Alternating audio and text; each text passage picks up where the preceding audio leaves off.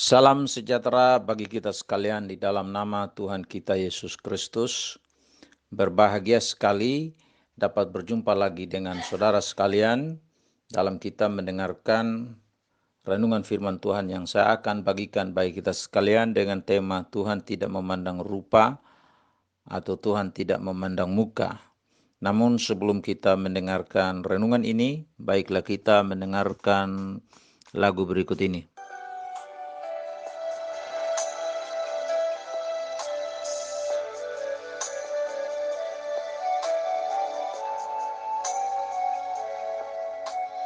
Engkau Bapa yang mengasihiku,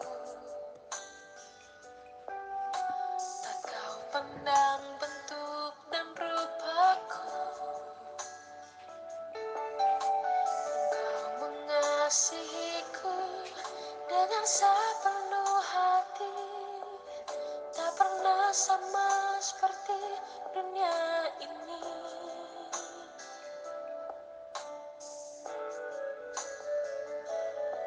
Engkau Bapa yang mengajariku melewati badai langit biru.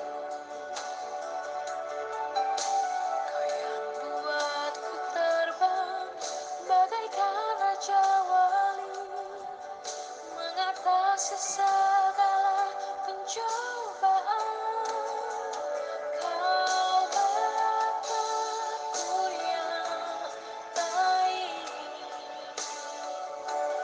mengerti bahasa tetesan air mata, tak kau biarkan ku berjalan sendirian, sebab kau Bapakku yang baik. Kau Bapakku yang baik, mengerti bahasa tetesan air mata, tak kau biarkan ku berjalan sendirian, sebab kau Bapakku yang baik, kau sungguh baik. Bapa di sorga, dalam nama Yesus Kristus Tuhan kami yang hidup dan dalam pimpinan Roh-Mu yang kudus, kami bersyukur untuk kesempatan yang Tuhan berikan kepada kami untuk mengalami kuasa Tuhan melalui firman-Mu yang kami akan dengarkan. Hamba-Mu yang Engkau pakai untuk menyampaikan firman ini, yang Engkau urapi, perlengkapi dengan kekuasaan dari tempat yang maha tinggi, agar kebenaran firman-Mu ini dapat menghidupkan kami sekalian, sehingga kami semakin hari dalam menjalani kehidupan ini semakin mencintai Tuhan dan berpasrah diri kepada Tuhan dalam segala sesuatu. Untuk itu berfirman bagi kami, karena kami siap mendengar, menerima, dan menerapkan firman-Mu dalam hidup kami sekalian. Amin. Bapak Ibu Saudara-saudara, kita membaca firman Tuhan dalam Galatia pasal 2 ayat 6. Dan saya akan lanjutkan dengan Ulangan pasal 10 ayat 17 dan Kisah Para Rasul pasal 10 ayat 34. Firman Tuhan berkata demikian. Dan mengenai mereka yang dianggap terpandang itu, bagaimana kedudukan mereka dahulu, itu tidak penting bagiku, sebab Allah tidak memandang muka. Bagaimanapun juga mereka yang terpandang itu tidak memaksakan sesuatu yang lain kepadaku. Dalam ayat ini jelas Tuhan nyatakan bahwa Tuhan itu tidak memandang muka. Ulangan pasal 10 ayat 17. Sebab Tuhan Allahmu, Allah segala Allah, dan Tuhan segala Tuhan, Allah yang besar, kuat dan dahsyat, yang tidak memandang bulu ataupun menerima suap.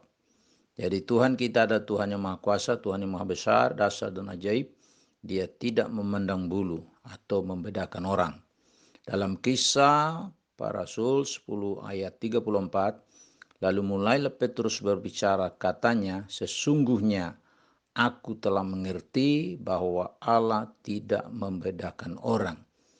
Jadi Bapak Ibu, saudara-saudara yang kekasih, firman Tuhan secara jelas berkata bahwa Tuhan yang adalah Bapa kita dalam Yesus Kristus, Dia tidak memandang rupa, dia tidak memandang bulu, dia tidak memandang muka, dan dia tidak membedakan orang. Manusia, siapapun di antara kita, dan termasuk saya, termasuk saudara, pernah menilai sesama dengan memandang muka, memandang wajah, rupa, penampilan lahiriah, atau apa yang tampak secara kasat mata. Tetapi sesuai dengan firman Tuhan yang tadi kita sudah dengarkan, saya baca bagi kita sekalian, bahwa ukuran yang dipakai oleh Tuhan untuk menilai seseorang itu sangat berbeda dengan penilaian kita.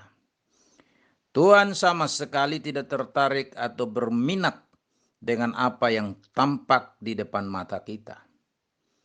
Karena itu firman Tuhan berkata, bukan yang dilihat manusia yang dilihat Tuhan, manusia hanya sekedar melihat apa yang di depan mata, tetapi Tuhan itu melihat hati.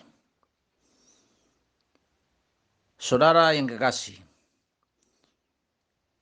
sesuai dengan firman Tuhan ini, Tuhan itu sama sekali tidak pernah terpesona dengan apa yang kita kerjakan. Tetapi yang menjadi perhatian Tuhan adalah motivasi di balik segala sesuatu yang kita kerjakan. Motivasi itu berbicara tentang sikap hati kita.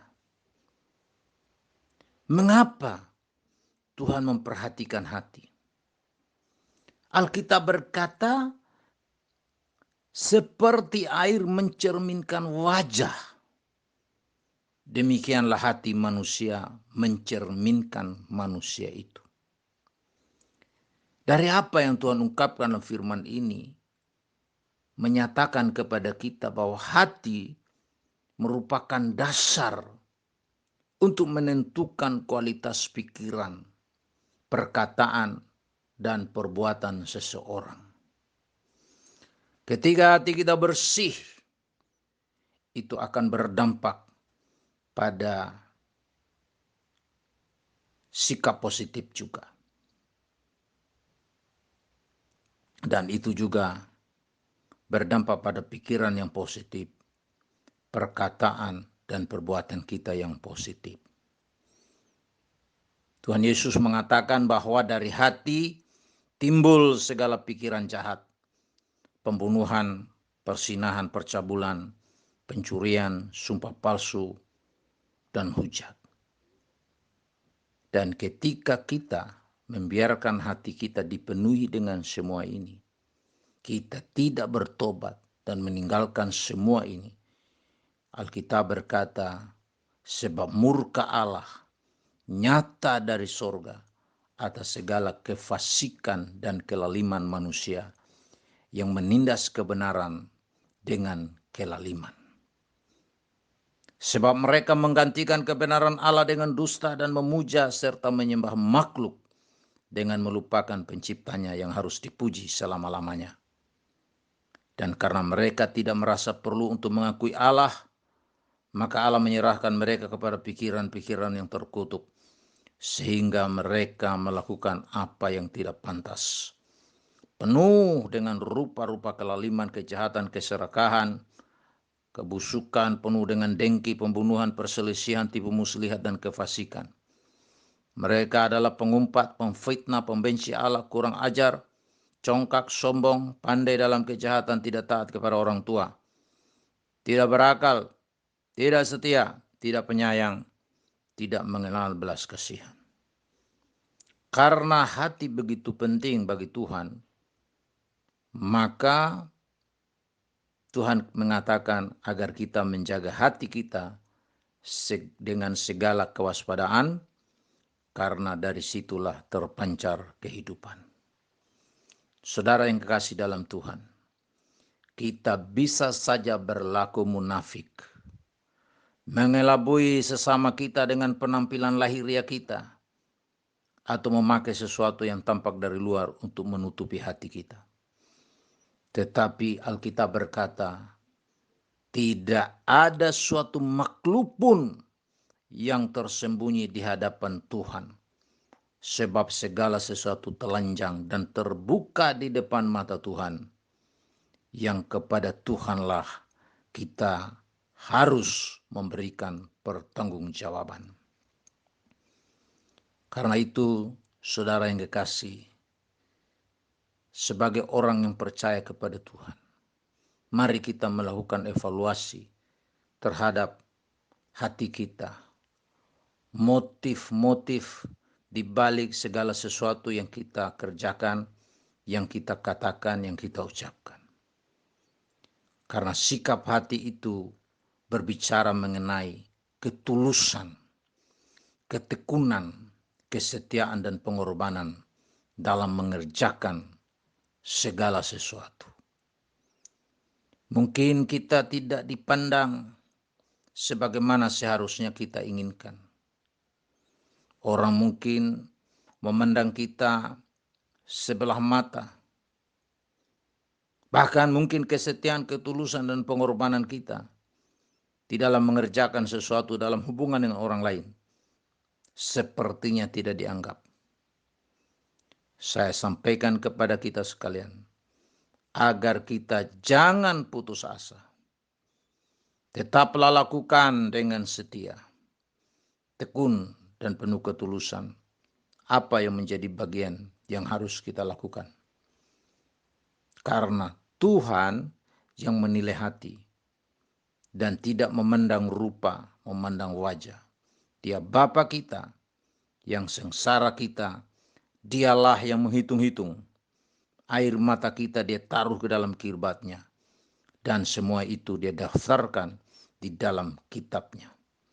Oleh karena itu, sebagai umat Tuhan, mari kita mengakui Tuhan sebagai Bapa Surgawi kita, yang tidak pernah terlelap, tidak pernah tertidur. Dia yang memperhatikan pergumulan kita, dia yang melihat hati kita.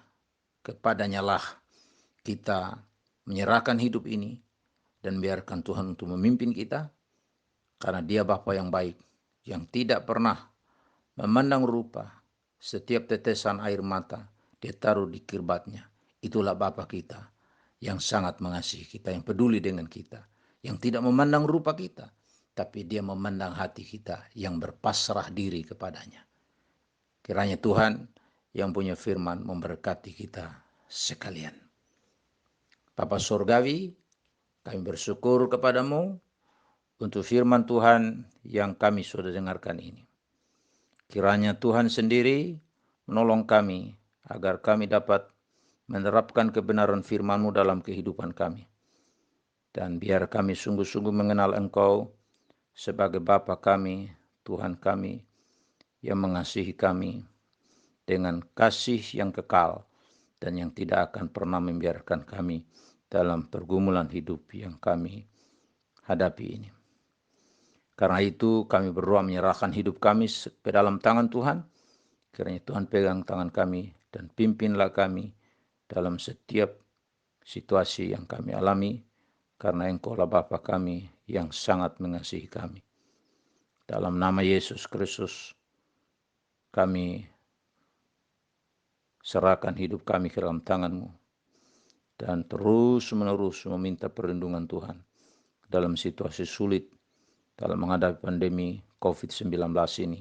Biarlah tangan-Mu selalu menyertai kami dan menopang kami dan menghindarkan kami dari sakit penyakit, mara bahaya kecelakaan, dan kami semua ada dalam pemerintahan Tuhan dan perlindungan Tuhan.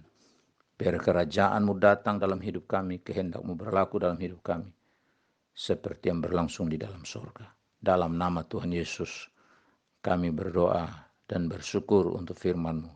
Haleluya. Amin. Bapa yang mengasihiku, tak kau pandang bentuk dan rupaku. Engkau mengasihiku dengan sepenuh hati, tak pernah sama seperti dunia ini.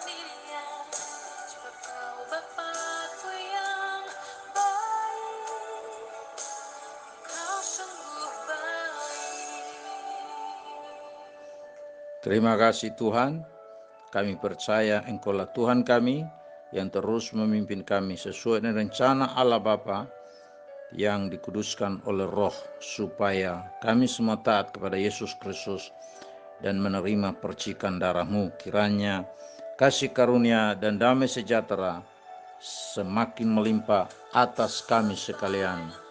Haleluya. Amin.